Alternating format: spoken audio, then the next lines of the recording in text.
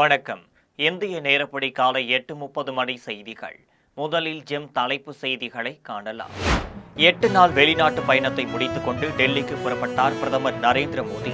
விமான நிலையத்தில் வழியனுப்பும் விழாவில் நடனமாடி மகிழ்வித்த ஆப்பிரிக்க பழங்குடியினர். மதிப்பு கூட்டலில் கவனம் செலுத்தியதால் வேளாண் விளைபொருட்கள் ஏற்றுமதி 20 லட்சம் கோடி ரூபாயாக உயர்வு. உழவர்களின் வருமானத்தை உயர்த்துவதற்கு மத்திய அரசு கடமைப்பட்டுள்ளதாக அமைச்சர் பியூஷ் கோயல் பேச்சு. டெல்லியிலும் ஹரியானாவிலும் நேற்றிரவு முதல் விடிய விடிய பெய்த கனமழையால் வெள்ளப்பெருக்கு. இன்று காலையிலும் கனமழை நீடிப்பதால் மக்களின் இயல்பு வாழ்க்கை கடும் பாதிப்பு. பிரேசிலில் முன்னாள் அதிபர் ஜெயிர் போல்சனரோ மீதான விசாரணையை நிறுத்த டொனால்ட் ட்ரம்ப் வேண்டுகோள். விசாரணையை நிறுத்தாவிட்டால் பிரேசிலின் ஏற்றுமதி பொருட்களுக்கு 50 விழுக்காடு வரி விதிக்கப்படும் என மிரட்டல். இனி விரிவான செய்திகளை காணலாம். பிரதமர் நரேந்திர மோடி தனது 8 நாள் வெளிநாட்டு பயணத்தை முடித்துக் கொண்டு டெல்லிக்கு புறப்பட்டார். பிரதமர் நரேந்திர மோடி ஜூலை 2 முதல் 9 வரை கானா, டிரினிடாட், டெபாகோ, அர்ஜென்டினா, பிரேசில், நமீபியா ஆகிய நாடுகளில் சுற்றுப்பயணம் மேற்கொண்டார். இடையில் பிரேசில் நாட்டின் ரியோ டி ஜெனிரோவில் நடைபெற்ற பிரிக்ஸ் மாநாட்டிலும் கலந்து கொண்டார். இறுதியாக ஆப்பிரிக்காவின் நமீபியாவின் சுற்றுப்பயணத்தை முடித்துக் கொண்டு அவர் விக்டோஹோக் நகரில் இருந்து தனி விமானத்தில் டெல்லிக்கு புறப்பட்டார். விமான நிலையத்திற்கு செல்லும் வழியில் ஆப்பிரிக்கா பழங்குடியினர் நடனமாடி அவரை மகிழ்வித்தனர். ஆப்பிரிக்க அதிகாரிகளும் இந்திய வெளியுறவு அமைச்சக அதிகாரிகளும் பிரதமர் மோடியை வழியனுப்பி வைத்தனர். மதிப்பு கூட்டலில் கவனம் செலுத்தியதால் வேளாண் விளைபொருட்கள் ஏற்றுமதி 4.5 லட்சம் கோடி ரூபாயிலிருந்து 20 லட்சம் கோடி ரூபாய் அளவிற்கு உயர்ந்துள்ளதாக மத்திய வணிக மற்றும் தொழில்துறை அமைச்சர் பியூஷ் கோயல் தெரிவித்துள்ளார். டெல்லியில் வேளாண் கருத்தரங்கில் பேசிய அமைச்சர் பியூஷ் கோயல், நாவற்பழம், லிச்சி, அன்னாசி ஆகியவற்றை ஏற்றுமதி செய்வதன் மூலம் இந்தியா தனது வேளாண் விளைபொருள் ஏற்றுமதி சந்தையை விரிவாக்கி உள்ளதாக தெரிவித்துள்ளார். வேளாண் பொருட்கள் விளைச்சலை பெருக்கவும், பருவநிலை மாற்றத்தால் ஏற்படும் வறட்சியை போக்கவும், சொட்டு நீர் பாசனத்தின் தேவையை உணர்த்தும் மாபெரும் இயக்கத்தை நடத்த வேண்டும் என்று பியூஷ் கோயல் வலியுறுத்தியுள்ளார். மானியங்களை அதிகரிப்பதன் மூலமும் இடும் பொருட்கள் செலவை குறைப்பதன் மூலமும் உழவர்களின் வருமானத்தை உயர்த்த மத்திய அரசு கடமைப்பட்டுள்ளதாகவும் அமைச்சர் பியூஷ் கோயல் தெரிவித்துள்ளார். டெல்லியிலும் ஹரியானாவிலும் நேற்றிரவு முதல் விடாமல் கனமழை பெய்து வருவதன் காரணமாக சாலைகளில் தண்ணீர் தேங்கியுள்ளதால் மக்களின் இயல்பு வாழ்க்கை பாதிக்கப்பட்டுள்ளது. வட மாநிலங்களில் தென்மேற்கு பருவமழை தீவிரமடைந்துள்ளது. நேற்று இரவு முதல் டெல்லி, ஹரியானா, மேற்கு உத்தரப்பிரதேசம் ஆகிய பகுதிகளில் கனமழை பெய்து வருகிறது. டெல்லியில் இரவு மழை பெய்ததுடன் இன்று காலையும் கனமழை பெய்து வருகிறது. இதனால் பகல் பொழுதிலும் வாகனங்கள் முகப்பு விளக்கை எரியவிட்டு செல்கின்றன. டெல்லியின் அருகே உள்ள ஹரியானாவின் குர்கார்னியில் நேற்றிரவு முதல் விடிய விடிய கனமழை பெய்தது. இதனால் நகரின் தாழ்வான பகுதிகளிலும் சாலைகளிலும் குளம் போல் தண்ணீர் தேங்கியது.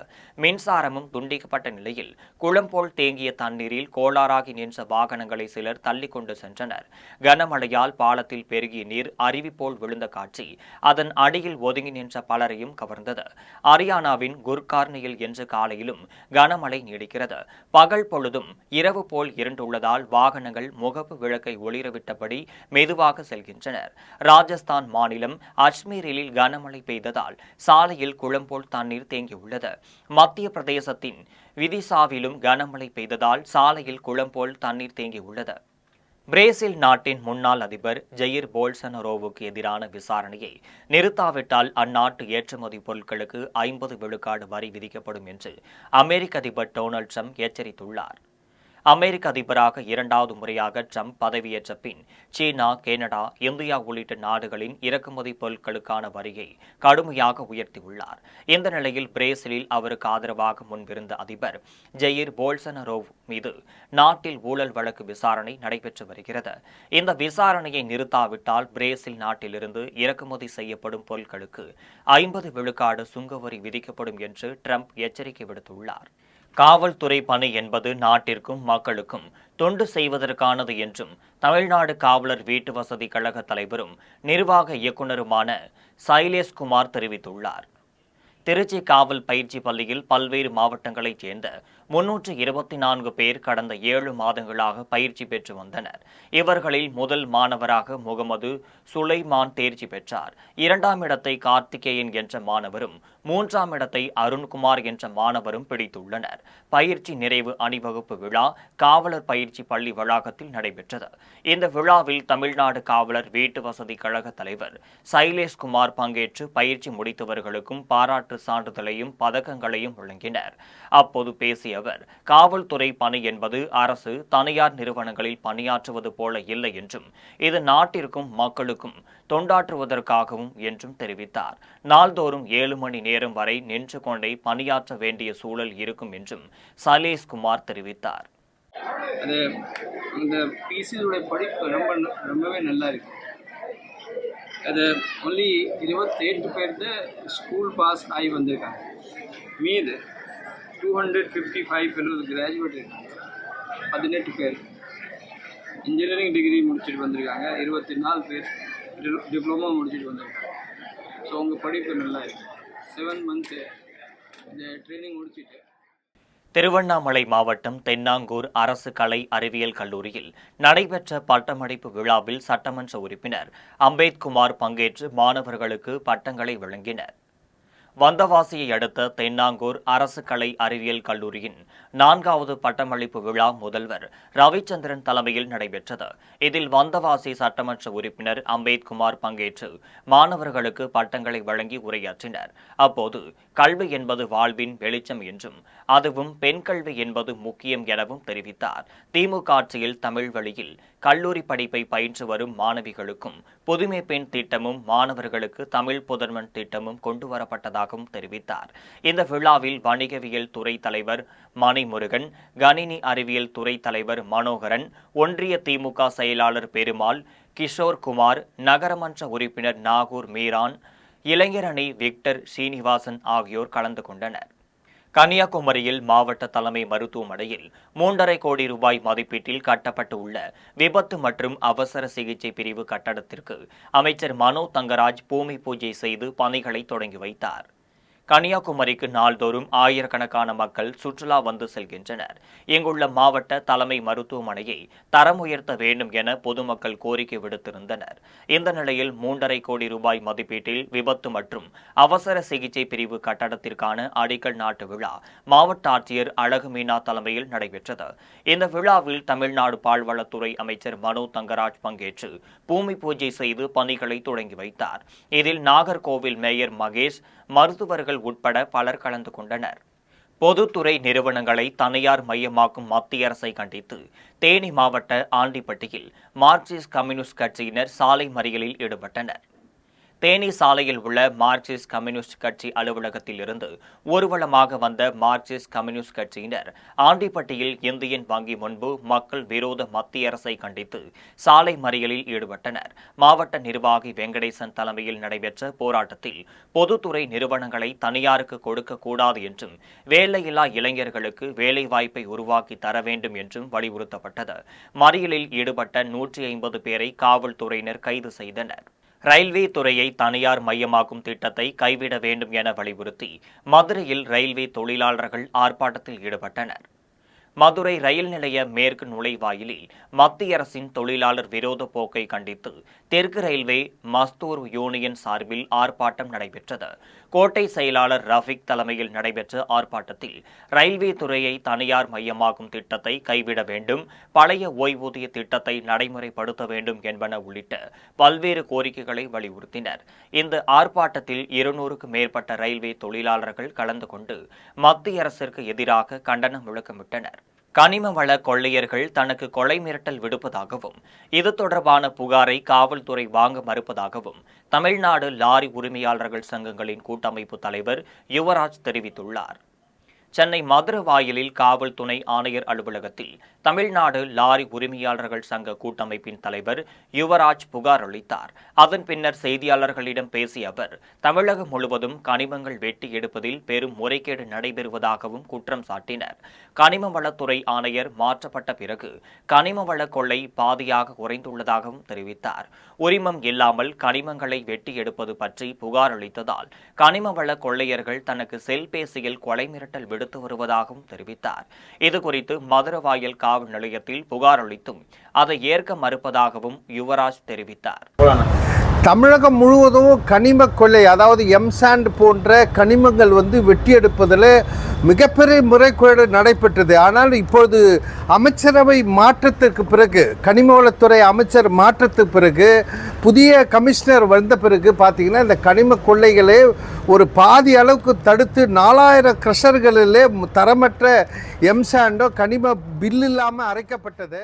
சிவகங்கை மாவட்டம் தேவக்கோட்டை அருகே பருத்தியூரில் பொது பாதையை திறந்துவிடக் கோரி பொதுமக்கள் சாலை மறியலில் ஈடுபட்டனர்.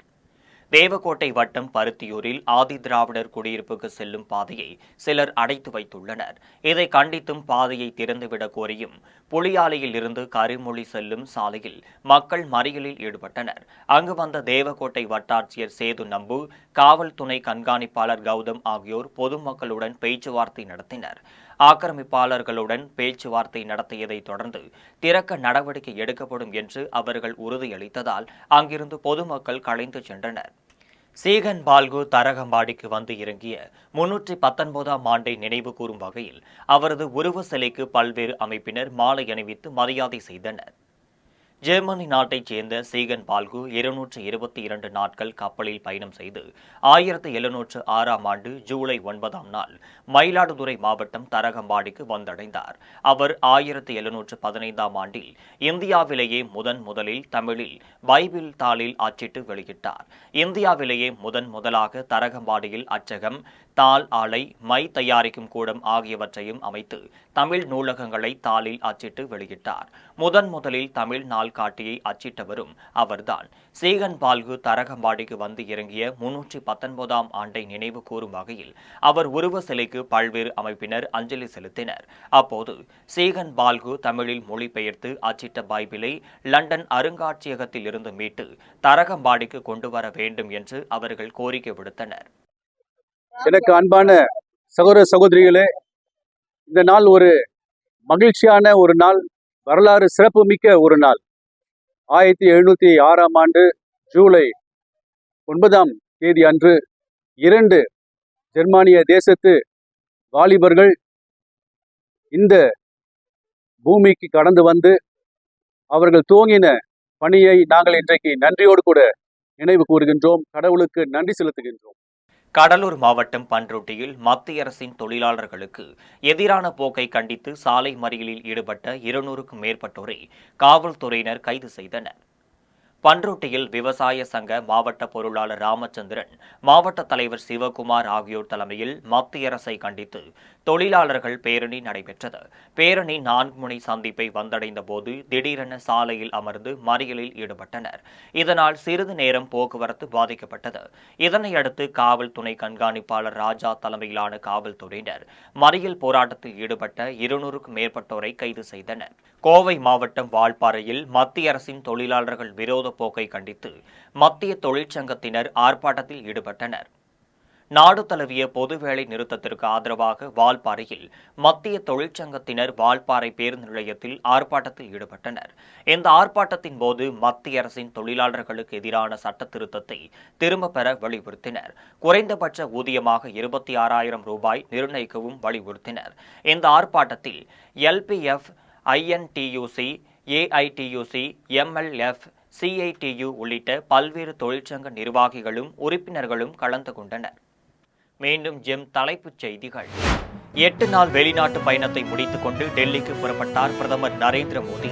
விமான நிலையத்தில் வழியனுப்பும் விழாவில் நடனமாடி மகிழ்வித்த ஆப்பிரிக்க பழங்குடியினர். மதிப்பு கூட்டலில் கவனம் செலுத்தியதால் வேளாண் விளைபொருட்கள் ஏற்றுமதி 20 லட்சம் கோடி ரூபாயாக உயர்வு. உழவர்களின் வருமானத்தை உயர்த்துவதற்கு மத்திய அரசு கடமைப்பட்டுள்ளதாக அமைச்சர் பியூஷ் கோயல் பேச்சு. டெல்லியிலும் ஹரியானாவிலும் நேற்றிரவு முதல் விடிய பெய்த கனமழையால் வெள்ளப்பெருக்கு. இன்று காலையிலும் கனமழை நீடிப்பதால் மக்களின் இயல்பு வாழ்க்கை கடும் பாதிப்பு. பிரேசிலில் முன்னாள் அதிபர் ஜெயிர் போல்சனரோ மீதான விசாரணையை நிறுத்த டொனால்ட் ட்ரம்ப் வேண்டுகோள். விசாரணையை நிறுத்தாவிட்டால் பிரேசிலின் ஏற்றுமதி பொருட்களுக்கு 50 விழுக்காடு வரி விதிக்கப்படும் என மிரட்டல். இத்துடன் ஜெம் செய்திகள் நிறைவடைகின்றன. மீண்டும் ஜெம் செய்திகள் மதியம் 1:30 மணிக்கு. உடனுக்குடன் செய்திகளை காண GemLive.tv என்ற இணையதளத்தில் இணைந்திருங்கள். நன்றி, வணக்கம்.